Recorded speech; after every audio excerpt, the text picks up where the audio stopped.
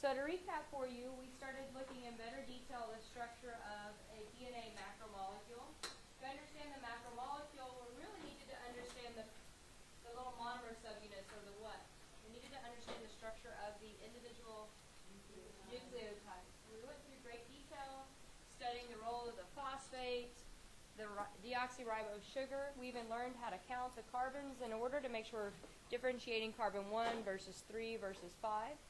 As well as we noted the variability of the nitrogenous bases and talked about how they may eventually form 2 or 3 hydrogen bonds when they're in a macromolecule. We also noted how individual nucleotides assemble in a single strand, how the 5' phosphate containing carbon combines with the 3' carbon of another nucleotide, and we begin to assemble those.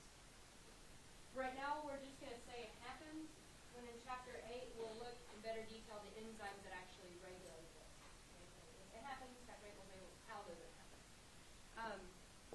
We also noted the primary structure of a DNA molecule when it's in a big macromolecule, that 2 strands orient together, and we said that they are arranged anti-parallel as well as complement with one another. Those are the things which we covered, I think, pretty nicely on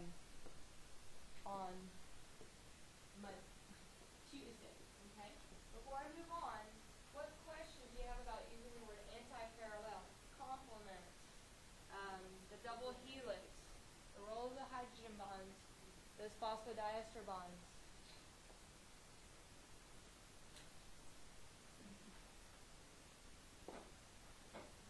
Feeling comfortable with those? On the bottom of page 4 of your handout, there's an opportunity for you to practice. Because of time, I'm going to let you practice this on your own, and when we get into the end of today, I have another practice opportunity. So this thing is just letting you just practice the complement nature of the DNA macromolecule. So if I have time, I'll come back to this example. If not, I've got another example at the end of today's presentation. Okay? So now that I have a basic idea of DNA macromolecule structure, we can look at, well, what's the purpose of the DNA? How can we kind of understand its application? And if we look at DNA of an entire organism, it's arranged in what's called a genome. Okay? A genome. Does anybody know what that is? It's the genetic material. It's the genetic material in a cell, and actually just collectively, it would be an entire cell, as well as it's used to describe what? What else was added? Cells are found in organisms. Okay? So the term genome is certainly going to be found in a given cell. It's also described as being at the organismal level. Okay? So the genome is the entire genetic content within a cell, or I think we'll define it in the book by within an organism. What's interesting about the genome, okay, is this is the entire complete copy of genetic material, okay, for the entire organism. The genome, we tend to hone in on the genome in the material in the nucleus, which is obviously it's critical. However, you may remember earlier in the semester that mitochondria also has DNA, as well as chloroplasts also have their own DNA. So the genome includes not only the DNA in the nucleus, but also if a cell has mitochondria, it would include the DNA in the mitochondria, and of course the chloroplast DNA as well. So the entire genome is not just the nuclear DNA, but the genes that work in the mitochondria and the genes that work in the chloroplast, the cell has chloroplast. Okay, so it's just collectively all of the nucleic acid contents. A genome is measured in base pairs, and you can abbreviate that BP. Okay, so it's just a short abbreviation. If you think about memory size and digital media, gigabytes, terabytes, whatever, base pairs, so the individual little represent a single nucleotide. Okay? So the genome is just collectively everything. It's not real specific. It's just, well, what is the total amount of DNA? Inside of a nucleus, the genome is arranged in what's called chromosomes. And chromosomes as well we'll better understand, I believe, in Chapter 8 and 9, we'll talk in better detail about what exactly a chromosome is. But you've probably heard of a chromosome before. Have you heard of a chromosome? Maybe you didn't know what it was, but you've heard of the word. Okay. Do what? Those are great examples of chromosomes. There are 6 chromosomes, the X and the Y, and there are additional chromosomes in the body as well. So we have more than 2 chromosomes. How many? Yeah, so we have 23 pair of chromosomes. So actually we have how many chromosome pairs in a given cell? 23 pairs, so 46 chromosomes. And so we've got lots of chromosomes in each cell. That's in the humans. And what a chromosome does is just a bunch of DNA, grouped together, and it's organized in genes. And notice that if you hear this word, you might think of like blue jeans, but notice the spelling is different. So genes, G-E-N-E-S.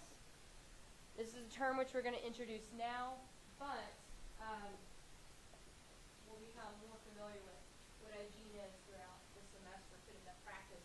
Unit 4, where we start looking about heredity due to certain genes being expressed or not, or whatever the case may be. Can somebody give me an example of a gene?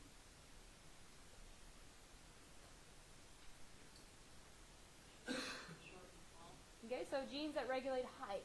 Okay, good. Eye color. What else? Hair color. Presence, absence. Reproductive genes. Okay, do you know any by chance? Okay, you're right. We could just list all day, every day, the different types of genes. Okay? All of the proteins that we've named so far, ATP synthase, rubisco, whatever, they all got their beginning because those cells had a what in them? A gene that coded for them. Okay? You can just name all day long all the proteins, all the molecules that a cell expresses, they're coded for in that organism's DNA, in a gene.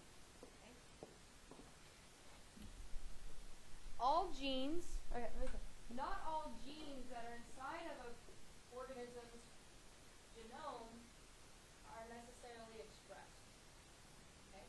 Not all genes are expressed in a given cell. So, for example, think about how diverse you are. Trillions of cells in your body. And some cells are nerve cells, making your brain. Some cells are muscle cells, making your muscles. Some cells are in your digestive system to let you digest your food, right? The cells in my skin, they're cells that have an entire genome, but they don't need to express the proteins to act like a brain cell. And they don't need the proteins to act like a cell in my stomach, because they don't do what the stomach cells do, and they don't do what the brain cells do. And so even though an entire cell would have an entire genome inside of it, it's not going to express all of the genes. And it's just kind of like a repository. It's like a bank, if you will. But it doesn't need to use all of its resources all of the time. If all cells expressed all genes all the time, crazy, right? It would be just chaotic, hot mess. Okay? Yes. Organisms will express genes that are needed. If they're not needed, there's no need to turn them on and waste energy or whatever. So it'd be really wasteful and just chaotic to express everything.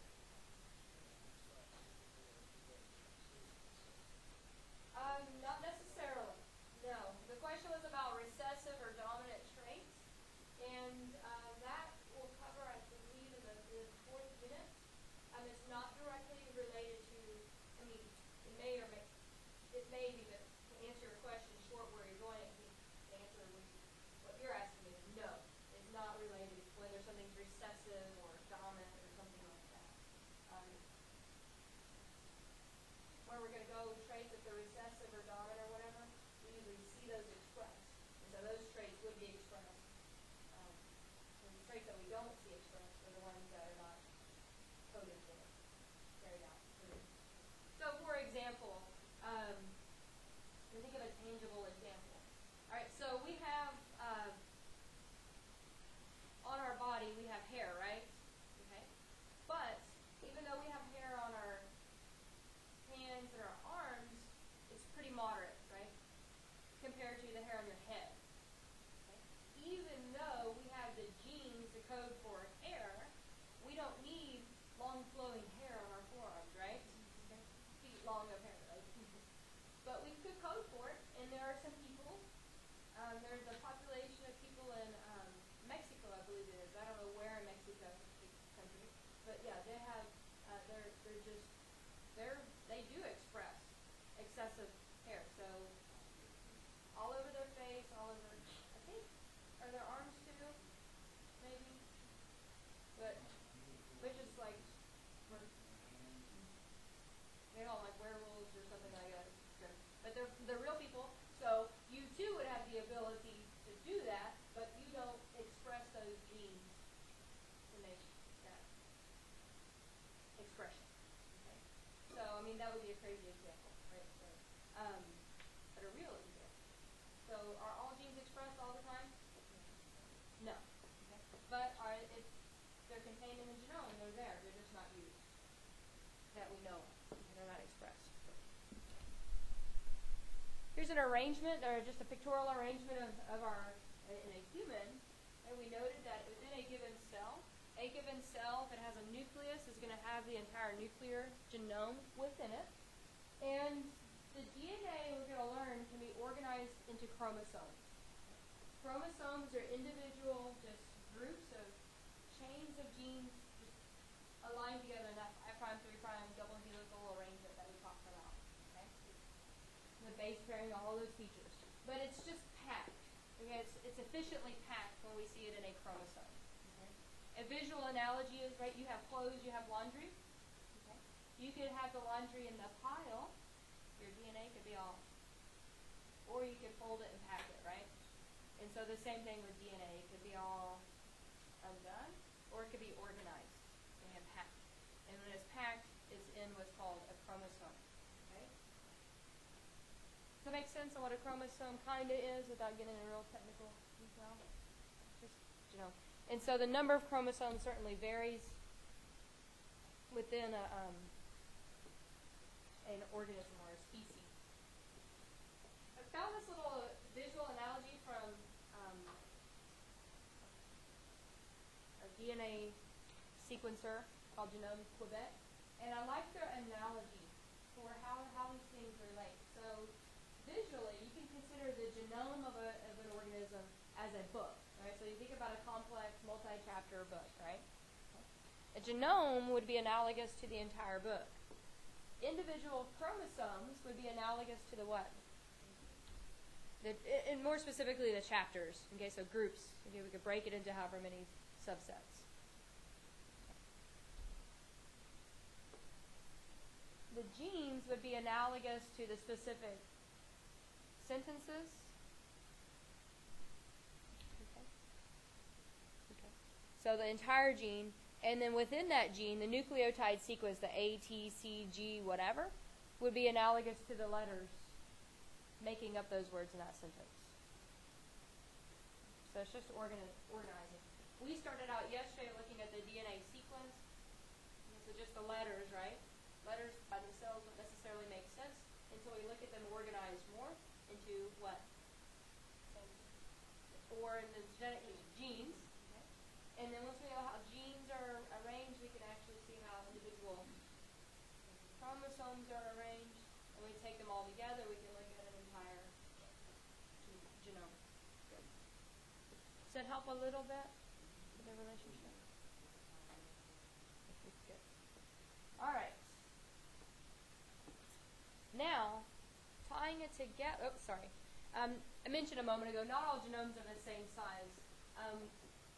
The size of a genome, the number of chromosomes, etc., doesn't indicate greatness or lessness or anything like that. Okay? Think about rice. Okay? look at their genome compared to ours, the number of genes present. E. coli, fruit fly, half as many base pairs as us. Corn, extremely genetically diverse, which makes sense if you've seen corn. It ranges from tiny, tiny little bitty corn to crazy yummy yellow stick corn that you get in the summertime. So not all genomes are the same size, but within a given species they are. Okay, so all humans under normal development would have 23 pair, okay, and whatever. And obviously genetic diseases would change that. But not all species have 23 pair of chromosomes. I want to now talk about something called the central dogma of modern biology. This concept is it's simple, but it's critical to your understanding of where we're going for the rest of this semester. The central dogma of modern biology kind of put together in the late 50s, and my history is off, but it may have been before then a little bit. But shows the relationship between these macromolecules. If you remember, early in the semester, we said our macromolecules are nucleotides, or nucleic acids, like DNA and RNA. We said other macromolecules are proteins, others are lipids, and others are carbohydrates. Okay? And it's saying, well, what's the relationship between some of these? And what we'll learn is that DNA is going to, basically, it has our genes, right?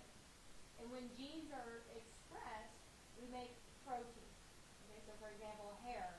If I have hair, that's a protein, so there's a gene to code for it. Okay? So genes ultimately code for what? Proteins. Okay? However, DNA is really, really important. We don't want to mess it up, right? And it's like the whole book. Okay? If I want to read a chapter of a book, I don't need to take the chapter out and go read it and throw it away. I might want to read it, put it away, apply it somehow, and maybe come back and reread that section. Okay? A gene, I don't want to see it made just once and then the copy of the recipe for it be thrown away. Okay? So the DNA kind of needs to be protected, is where I'm going. Okay? We need to conserve it. Because once it messes up, if it messes up, we mess up what? Protein production. If proteins aren't built right, everything's not going to work. Say our enzymes don't work, glycolysis can't, whatever, right? It couldn't happen, cell metabolism, you name it, something's going to go wrong. Okay? And so there has to be an intermediate molecule. And the intermediate molecule is called RNA, another type of nucleic acid. Okay? And so this simple relationship illustrates that DNA can produce a copy of RNA, which serves for a template to make what? Proteins. This kind of directionality, single relationship. Where we're headed today is to understand a process that converts or copies DNA to make an RNA molecule. Does anybody know the name of that process? Transcription. Very good.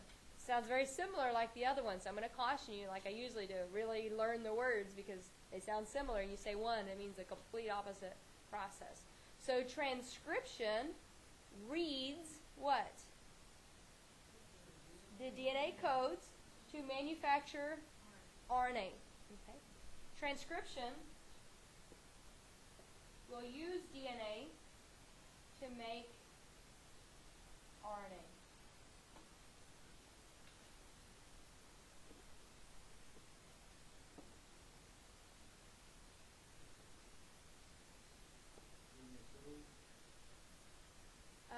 If you want to say genes, DNA genes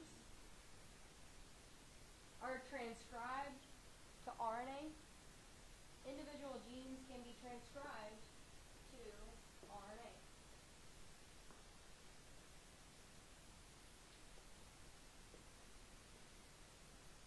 Just because RNA is manufactured, though, we still have to have a whole other set of reactions to convert a nucleotide into a polypeptide. They're completely different molecules, so there's a whole bunch of machinery involved with this. What is this process called? Translation. Translation is the second component for gene expression or protein synthesis.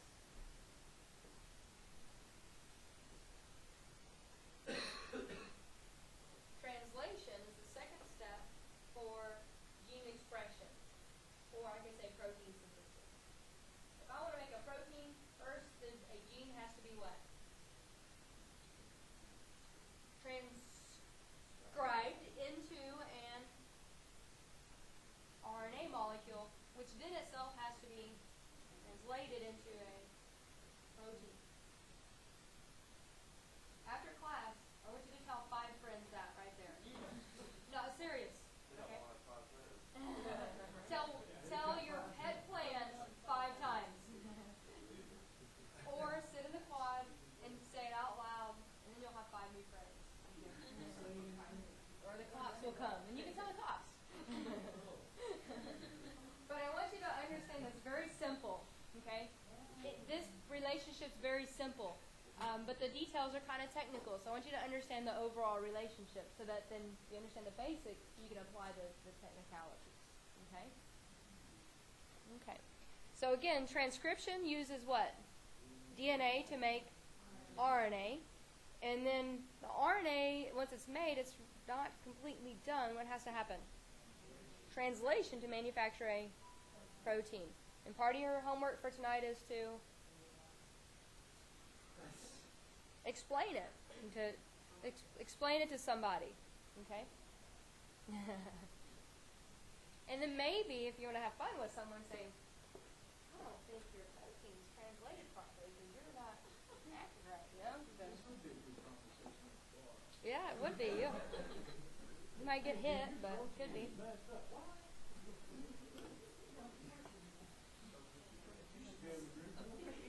Figure 7 point C, it could be related. Alcoholic fermentation, metabolism, protein. You don't have any class to do it. Translation. Figure, this is summarized for you in 7:13 in your textbook, illustrating how DNA is going to serve for a template for RNA, which can then serve for a template for protein synthesis. Okay? So make it. Yes, figure 7:13. Summarizes this little, it's called the central dogma of modern or molecular biology. Yes? Are we going to need to, like, memorize the letters? No. Translate that? Let me restate this. You will have to have, like I've had you practice, and I had you practice here, I want you to be able to understand complementary relationship. Yes, and I also want you to have the ability to translate as well. So I've given it to you to practice because I'm probably going to have you do it on a test. Okay, so that's why I have these multiple practice points in there. So yes, but will I ask you to know the genetic code for an insulin gene or whatever? No. Yeah. Yes.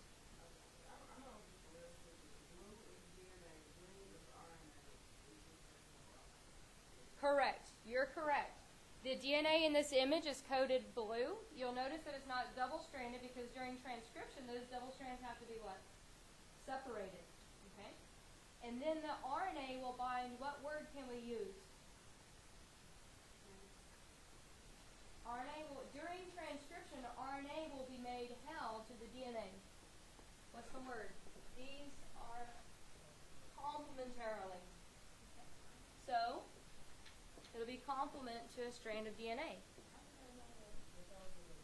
That's just someone just typed in some letters. If you go on to, there's a website called NCBI, National Center for Biotech Information.gov. You can look up genes. People sequence.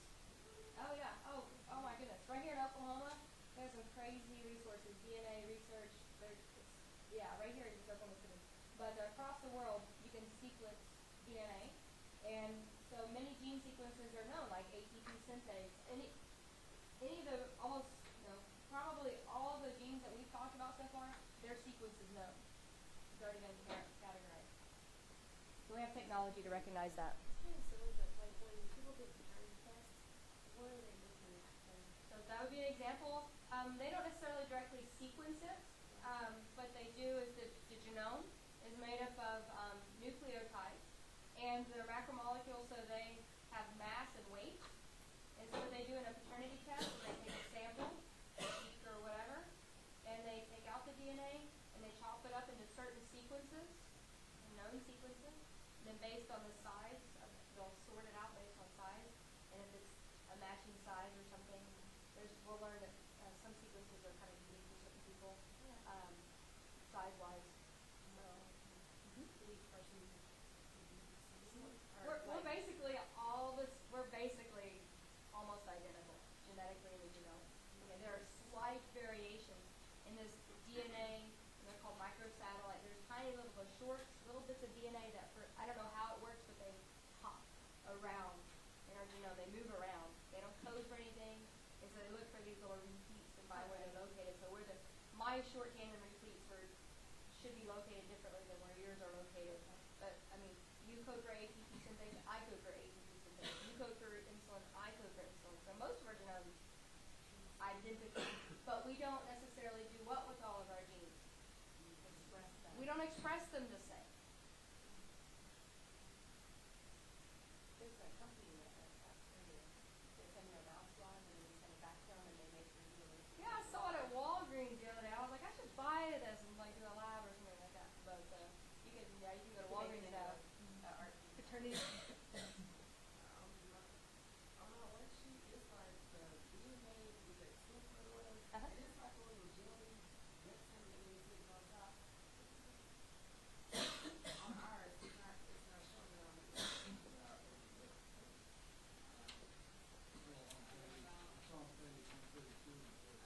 Is there ribose?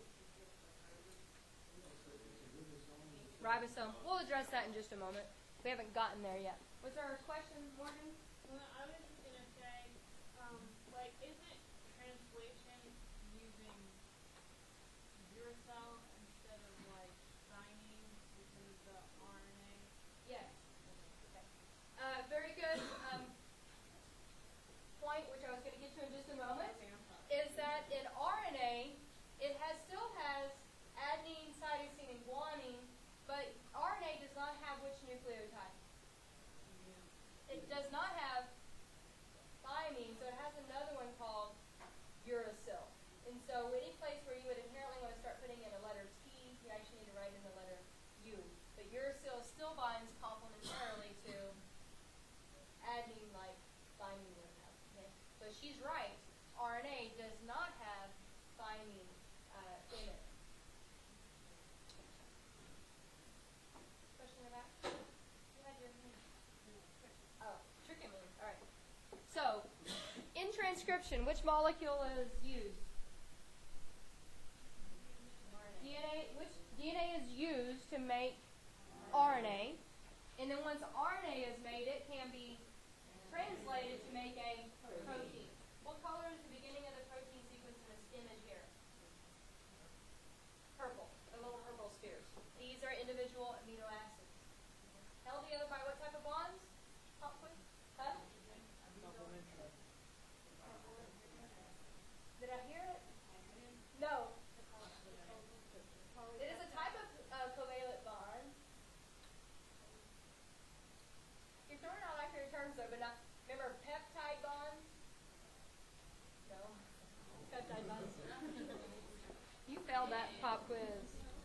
Alright. Anatomically speaking, transcription will. Where do you think transcription will occur if we're using the DNA? In the nucleus, okay? So write that on your notes. Transcription happens in the nucleus because that's where our DNA is.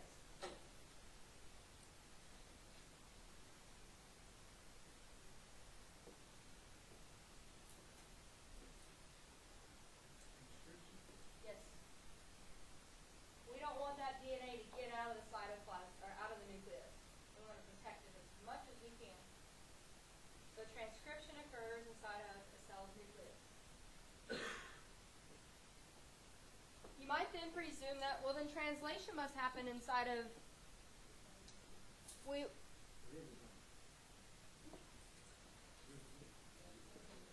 Because the RNA is made in the nucleus, you might presume that the next phase would happen in the nucleus, and that's not true.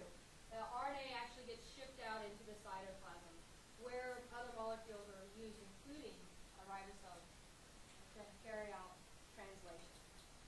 So translation occurs where? In the cytoplasm. In the cytoplasm.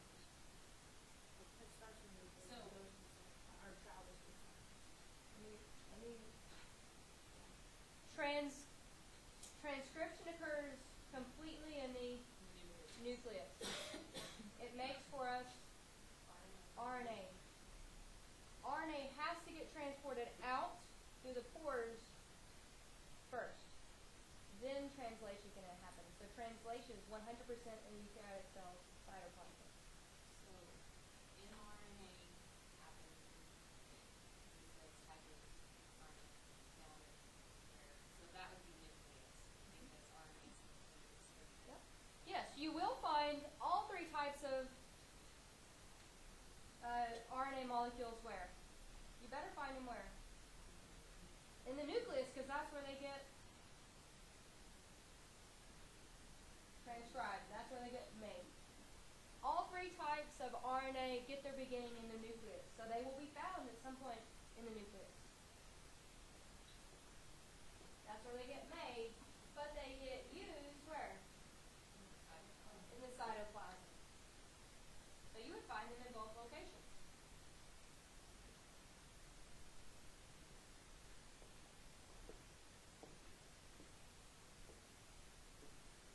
In this image, which color is the cytoplasm? The light, I see green. The light green area is the cytoplasm. The light blue is the nucleus. Okay? Where what process happens? Transcription. What color is the RNA molecule in this image? Green. How many strands is my RNA? 1. My DNA is 2.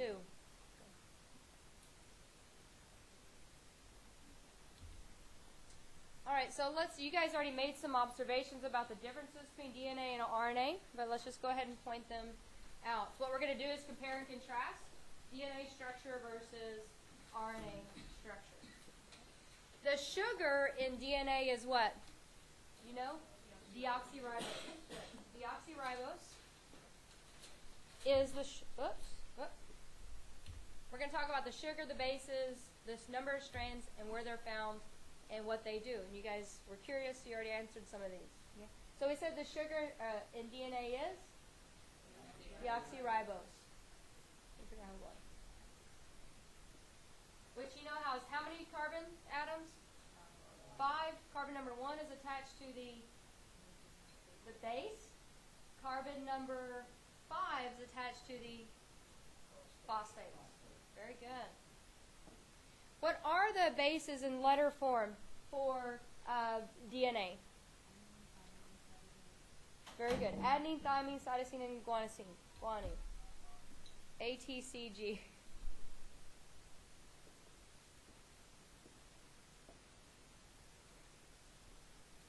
How many strands are there in a fully assembled DNA nucleic acid? 2. 2 double strands. Complement, antiparallel, double helical. Hours of the discussion Monday. Where would you find DNA? Hands down, nucleus. I said hands down.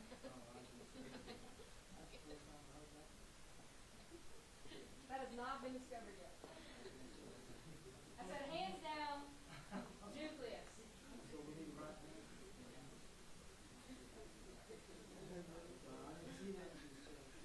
If a cell has a chloroplast, there's also DNA in a chloroplast. Remember, chloroplast has its own DNA, as well as what other organelle has its own DNA, mitochondria.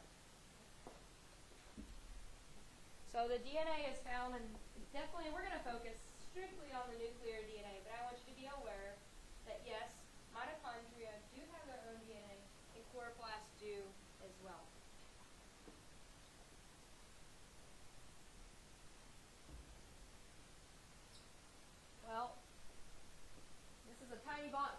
things that DNA does, but what does DNA do? It stores our what? Our information, our genes. It gives what? Identification, information, genetic information commands. It codes for different genes or proteins. I have a little ellipses. It does a lot of stuff. That's just a dot, dot, dot, dot. Code, right? Codes for our genes, whether they functional or non-functional, which allows for transcription, regulates cell division. The rest of it's class. We're going to fill in these ellipses for the rest of the remainder of the semester. Okay? So DNA is extremely important for cell survival, cell function, etc.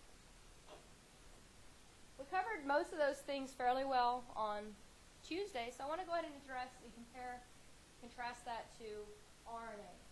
RNA, what's the sugar in RNA? Ribose. Okay, it's called ribose.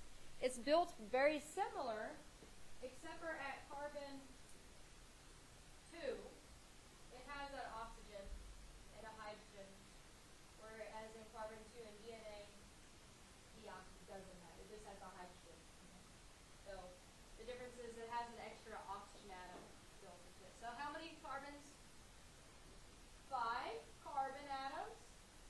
Carbon number 1 is attached to the base. Carbon number 5 is attached to the phosphate. So it's very, very much similar.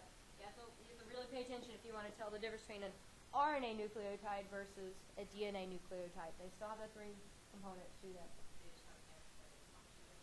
Yes, hanging off of carbon 2. I get it.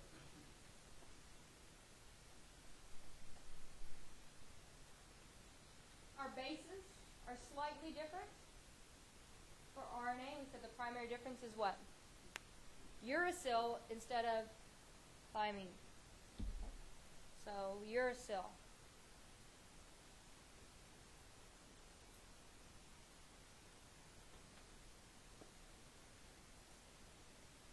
RNA typically exists as how many strands?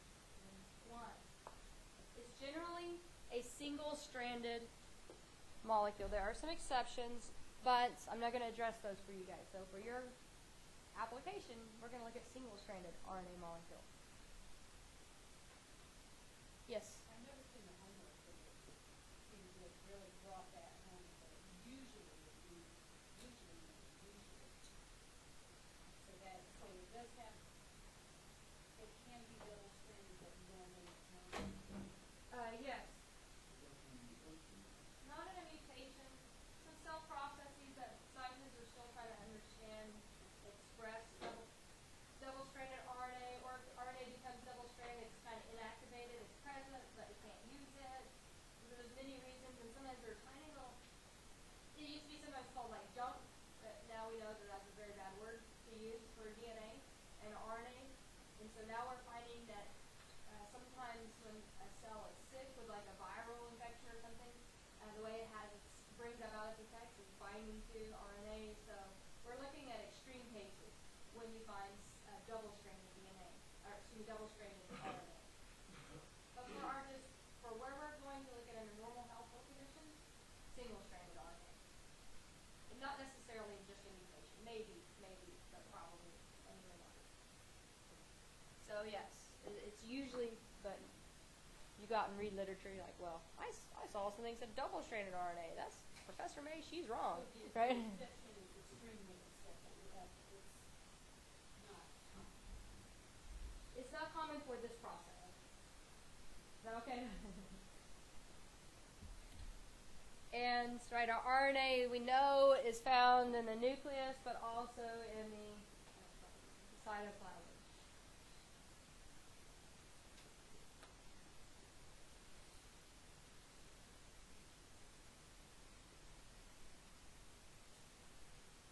What does RNA do?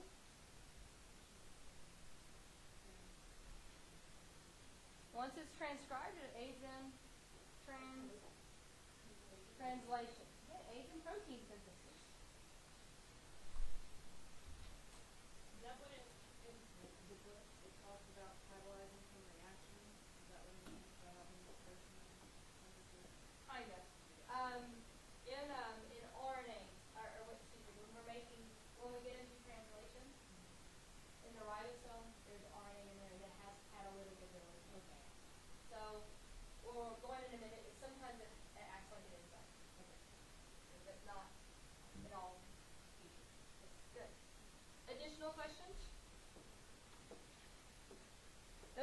primary differences. We also noted that DNA can bind complementarily as well as RNA does too. Okay? If you look at, I've got two tables here. Okay? DNA codes for RNA. Okay? So if I'm looking at transcription, maybe if I want to make a note on the first table, just right over here, like, say, for example, in transcription. Okay? You would use this for transcription, this first table.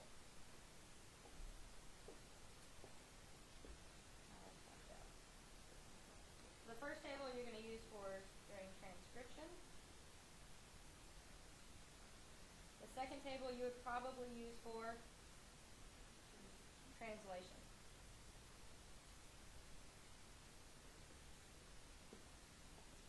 Again, the first table we're adding that you would use for transcription. The second table you would use for translation.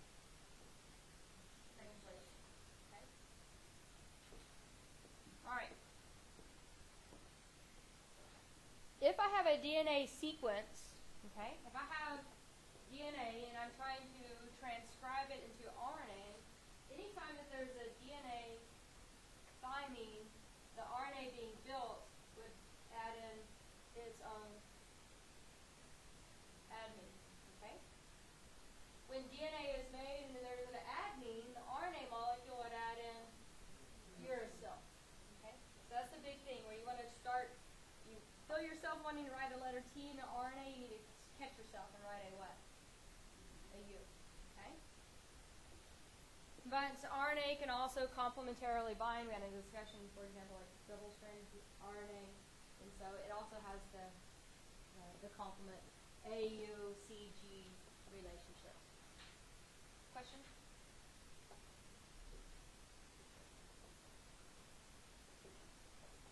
All right, so make reference to keep this. Your book has it for you as well, but a nice little reference point. So is the RNA 3' to 5'? It is, and we're going right there as well. Because it does have the 5 carbon, RNA does exhibit directionality as well, 5', 3' directionality. Good question. So the RNA base, somebody just referred to this now, the RNA base on the translation side, those adenine trying to change to You can just use the letters. it changes to you If in the translation. in transcription, I don't want to get to translation yet. Don't start implying things yet about translation. So hold off on that thought process. If we have time, I'll hopefully straighten you out today. If not. Well, I've got that link part down and I've seen it. So translation has to actually go to create a completely different peptide, right, a different molecule, an amino acid. So we have to decipher a code, if you will. So kind of like the old Ovaltine, right, mystery boxes, right? We're going to have the code for our amino acid sequence as well. Okay, so do it. Oh, they still make Ovaltine. All right. Let's talk really quickly about the basic structure of our different RNA molecules. There are 3 types of RNA molecules. The first is called messenger RNA. This is the one that kind of gets the most credibility or acknowledgement because this is the one that actually codes for a gene.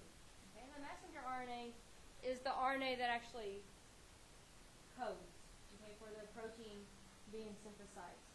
We already identified where this is found. We said all of our RNA molecules will be made in the nucleus and work in the cytoplasm. But if we look at the basic structure of messenger RNA, it's kind of the most simple of the RNA molecules to understand, in that it's single-stranded, okay, or have the word linear, meaning it's straight. It's straight and it's single-stranded.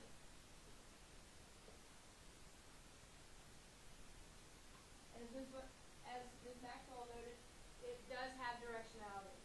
It also has that 5'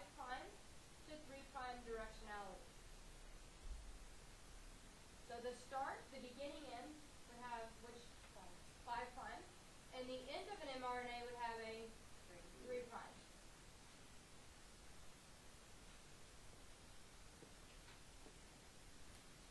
I may have it later, but let's just go ahead and, do you have room to squeeze additional information?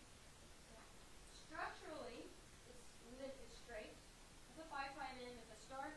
It has a 3 prime end at the end. It's just sequences of nucleotides in a row. The number of RNA nucleotides in a row just indicates how big the protein that it's coding for. More RNA, bigger protein. Smaller RNA amount, smaller protein.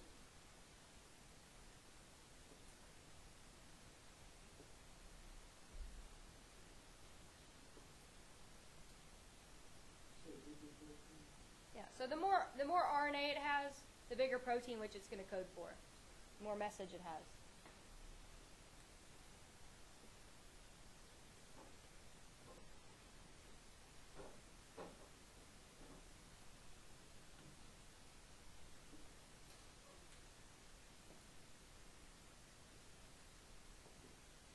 I'll come back to that. I feel like I'm going to say something, but it's gone away. Okay, so messenger RNA is one type of RNA. Another type of RNA is called transfer RNA, and you can abbreviate that lowercase t. It's RNA. And what is it? What do you think its name? You can abbreviate tRNA, and it has something to do with moving something, right? And so it's going to be kind of a workhorse, if you will. Okay? And it's also single-stranded. Okay? So transfer RNA is also, it's single-stranded, but it's not straight. It's single-stranded and it folds kind of like an L or something like that, or J or something like that, however you want to, whatever letter you want to say it, that's fine. But it is single-stranded. It still has directionality. It still has a what? What end? It still has a 5 prime end. It still has a 3 prime end, and it folds on itself.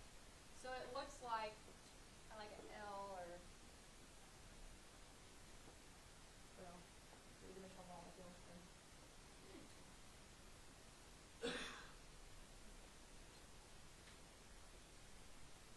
If you have room, why don't you,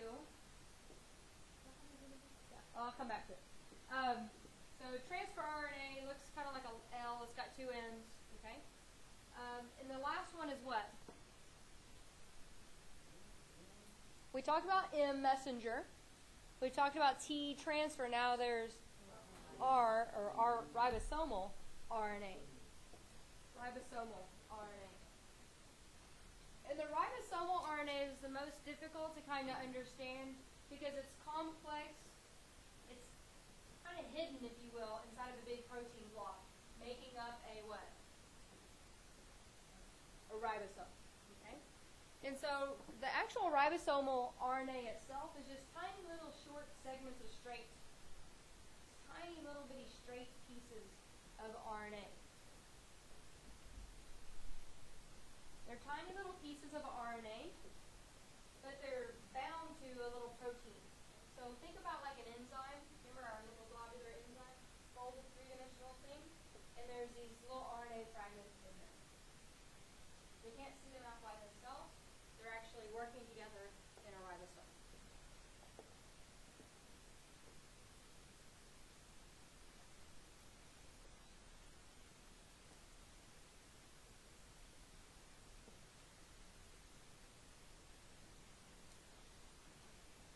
So the straight RNA is called what? Messenger RNA. The one that's folded is transfer RNA, and the one that's actually associated with a protein is ribosomal RNA. That's the primary structure of each of those, but of course we care about the what? Of these things. The function of these things. Okay?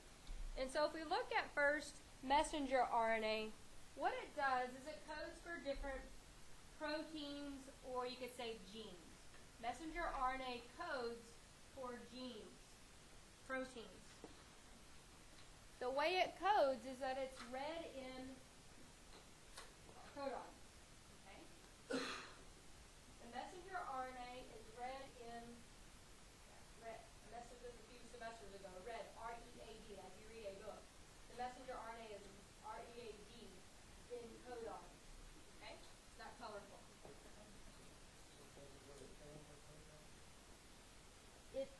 It is groups of codons next to one another.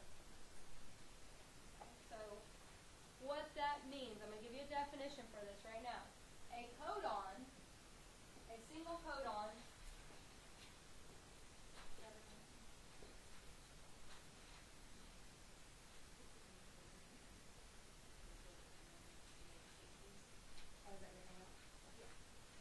so a codon is a triplet. That means what? Three RNA bases together. It's just a codon is just a sequence of 3 RNA molecules.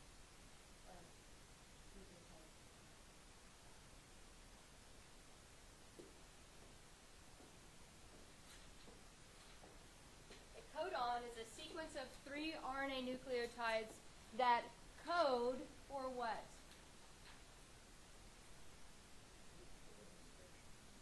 It's used during translation. So a single little codon gives the message for a what? What are we trying to make? Protein. So if I want to make a whole protein, I need to add on individual. No, the codon codes. The message goes for something. If I want to make a protein, proteins are made up of individual amino acids. A codon, let me restate this. A codon, it is a sequence of 3 RNA nucleotides. This is like A, C, U, whatever. Okay, three RNA nucleotides in a row. In groups of 3, they code for a single amino acid.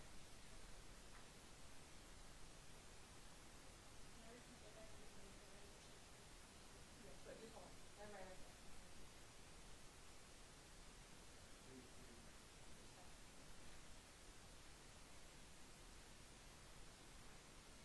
All right, Lawrence, do you have a question?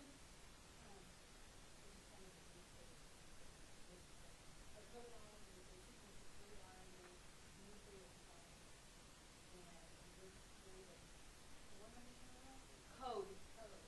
Code. Give the message for a single amino acid. It's the key for protein assembly, but we got to build this in a protein 1 amino acid at a time. I got to build my brick house 1 brick at a time. The order of the bricks is in the blueprint. Okay, right? The blueprint with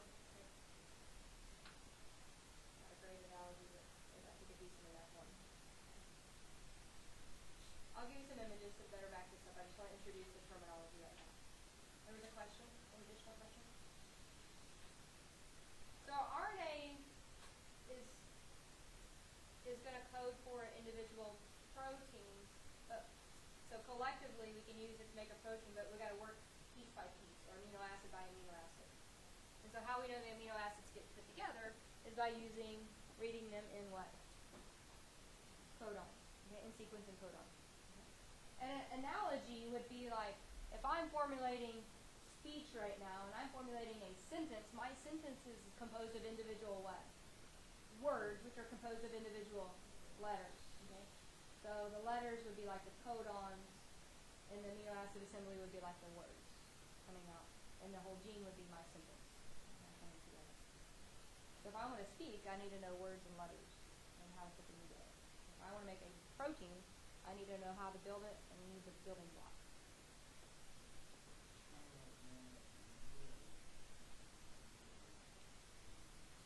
Yep. And so if I want to make a protein, I've got to have DNA and RNA, etc. In the relationship for making proteins, our other RNA molecules are utilized, including transfer RNA.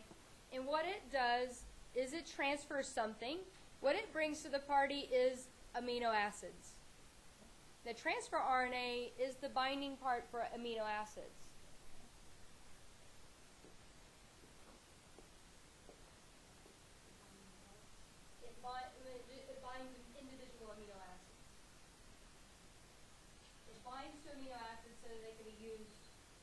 assembled. It brings the bricks to the construction site. It brings the amino acids to the process of translation. What does it bind the amino acids to? It just only binds one amino acid at a time. It binds to the amino acid. Yes. So that it can be used for translation. Yes. It literally carries, I don't know how to better say this, amino acid to the party. Okay? So if I want to make a protein, I need amino acids, and they've got to get there. And the transfer RNA says, come on, let's go. You go to work. And so the net, which is on this picture, would be depends on the sex speed. That actually is an amino acid. So if you look on handout page 7 that I just gave you guys today, you can see the linear messenger RNA, and in the second row, you can see the folded transfer RNA. You see that? You'll notice it is just a single strand, but it's folded. And then is it labeled 5', 3'? No. So on the ends that are exposed, the 5, I think it's a 3' that's not, don't worry about that, that's technical. But can you see there's a big, you can follow it like a maze, right? You could start on the end that doesn't have a label, follow it through, and end up at the other end, in the diamond, right? You see that? The MET? The MET in that image is an amino acid. That's an example of an amino acid. So label that as such. That's an amino acid.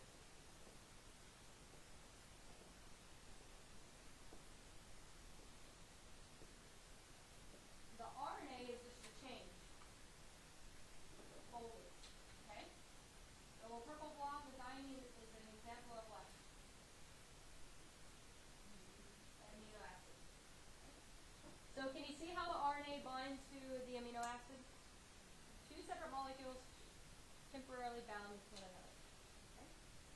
Notice as well in that image something else kind of hanging off over there. And now we're getting there. Okay. Notice that and label it, circle it, highlight it. In the transfer RNA, there is a sequence of nucleotides. How many of them are there? In a row, you see. 3 little nucleotides in a row called a what? Anticodon. Anticodon is found on which type of molecule? Which RNA molecule? Transfer RNA. Anticodon is found on your transfer RNA.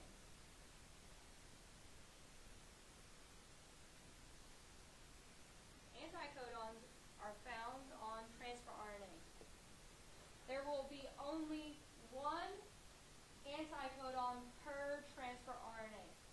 There is only one anticodon per transfer RNA.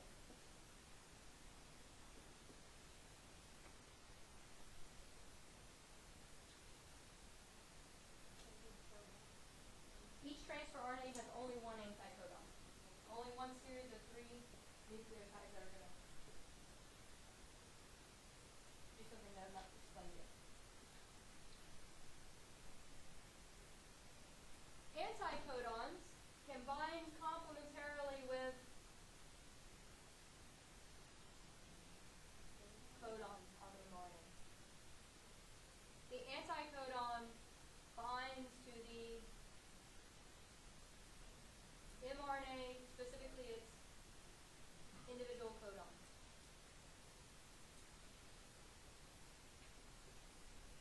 The job of the anticodon is to bind complementarily to an mRNA codon, because each codon happens to code for, what's that thing, Karen? An amino acid. The codon codes for an amino acid. It gets there because of the ability of the transfer RNA anticodon to bind it, and it happens to find the right amino acid.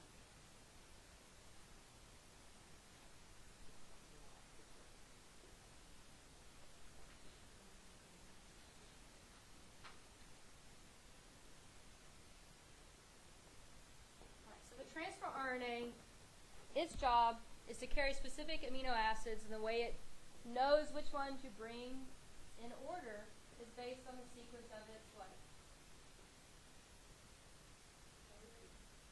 The transfer RNA's anticodon binds to the messenger RNA's codon. And how do they bind? Complementarily. Opposite.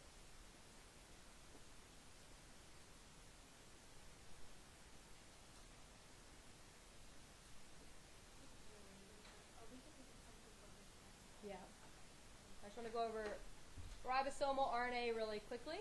The ribosomal RNA will help put those amino acids together. Okay, so it's going to bind, it's going to hold the messenger RNA, it's going to let what in? It's part of the ribosome, and it's going to let the what? No, DNA's already done its job. It's out, still is. The amino acids bound to the transfer RNA. Okay. The ribosomal RNA is going to help build our protein. And so the way it does is it is assembled in a ribosome. So we're going to see all of these RNA molecules working together to ultimately make a protein. The processes collectively the process itself is called translation to assemble a protein. Okay? We haven't gotten outside of just structure of these. We didn't even get into transcription and translation today. And so that tells us is on Tuesdays we will get into transcription translation. But it's imperative that you start putting this together. Okay? Look for videos. I'll see if there are some. Do like a YouTube video. Some of the videos on there are getting really educational and good, so you can certainly search for a video putting it together. I'm going to conclude here, and I'll give you your work if you want to earn your points back on your Unit 2 exam.